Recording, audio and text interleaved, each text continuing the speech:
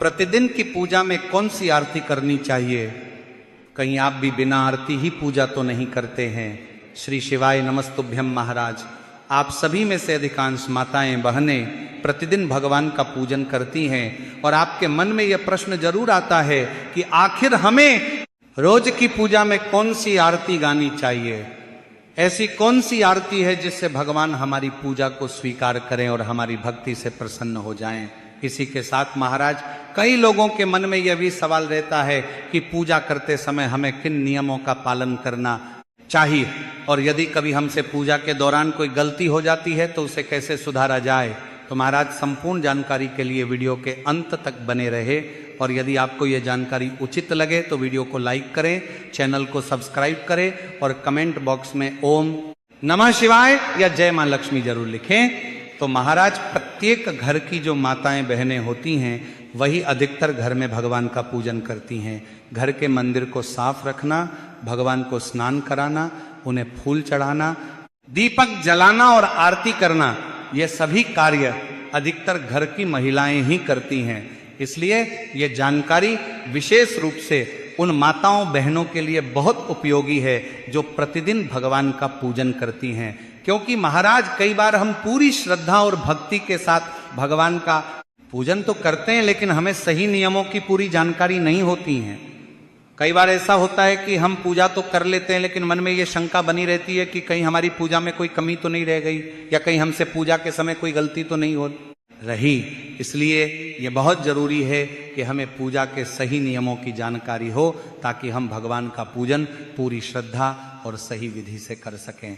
अब महाराज, अधिकांश लोग सुबह उठते ही सबसे पहले भगवान को प्रणाम करते हैं। इसके बाद भगवान को स्नान कराया जाता है, उन्हें साफ वस्त्र पहनाए जाते हैं और फूल अर्पित किए जाते हैं। फिर भगवान के सामने अगरबत्ती या धूप जलाई जाती है और उसके बाद दीपक जलाया जाता है। इन सब के बाद भगवान की आरती की जाती है। सुबह के समय भी आरती की जाती है और शाम के समय भी आरती की जाती है। लेकिन यहाँ पर कई लोगों के मन में एक बहुत बड़ा सवाल आता है कि हमें रोजाना पूजा करते समय कौन सी आरती करनी चाहिए और क्या हर दिन आरती गाना जरूरी होता है? तो महाराज, आजकल की भागदौड़ भरी जिंदगी में हर किसी के पास समय की कमी होती है। कई लोगों को सुबह जल्दी उठकर अपने काम पर जाना पड़ता है, किसी को नौकरी पर जाना होता है, किसी को व्यापार के काम से बाहर जाना होता है और कई माताएं बहनें भी आजकल नौकरी करती हैं। इसलिए उन्हें भी सुबह जल्दी उठकर घर का काम करना पड़ता है और फिर अपने काम के लिए निकलना पड़ता है। ऐसी स्थिति में कई बार ऐसा होता है कि लोग जल्दी जल्दी के नौकर में भगवान का पूजन तो कर लेते हैं लेकिन आरती गाने का समय नहीं मिल पाता। तब लोगों के मन में यह शंका आने लगती है कि क्या बिना आरती गाए पूजा करना सही है या गलत? तो महाराज, भगवान भाव के भूखे होते हैं। भगवान को हमारे मन की सच्ची श्रद्धा और भक्ति सबसे अधिक प्रिय होती है। अगर आप सच्चे मन से भगवान का स्मरण करते हैं और पूरी श्रद्धा से उनका पूजन करते हैं तो भगवान आपकी पूजा को जरूर स्वीकार करते हैं। लेकिन फिर भी शास्त्रों में कुछ नियम बताए गए हैं जिनका पालन करना बहुत शुभ माना जाता है। पूजा में आरती का बहुत महत्वपूर्ण स्थान माना गया है। इसलिए जब भी हम भगवान का पूजन करें तो हमें आरती जरूर करनी चाहिए। अब महाराज, यहाँ पर सवाल ये आता है कि अगर हमारे पास समय कम हो तो हम क्या करें? कई लोग सुबह जल्दी में होते हैं इसलिए वे सोचते हैं कि जब समय ही नहीं है तो आरती कैसे करें। लेकिन ऐसी स्थिति में भी आप बहुत सरल तरीके से भगवान की आरती कर सकते हैं। इसके लिए आपको केवल इतना करना है कि जब आप भगवान का पूजन करना है उन्हें स्नान करा दें, फूल चढ़ा दें और दीपक जला दें तो उसी दीपक से भगवान की आरती उतार लें। इसके लिए जरूरी नहीं है कि आप आरती गाकर ही करें। अगर आपके पास समय कम है तो आप बिना आरती गाए भी भगवान की आरती कर सकते हैं। यदि कोई व्यक्ति दीपक या पूजा की थाली को भगवान के सामने 5 बार या 7 बार घुमाता है तो यह भी आरती ही मानी जाती है। इसलिए यदि आप जल्दी में हैं तो भी आपको भगवान के सामने दीपक को 5 या 7 बार अवश्य घुमाना चाहिए। ऐसा करते समय आप मन ही मन भगवान का नाम लेते रहें। अगर आपको कोई मंत्र आता है तो उस मंत्र का भी मन ही मन जाप कर सकते हैं। जैसे अगर आपको भगवान शिव प्रिय हैं तो आप मन ही मन ओम नमः शिवाय का जाप कर सकते हैं। अगर आपको भगवान राम प्रिय हैं तो आप श्री राम जय जय राम का स्मरण कर सकते हैं।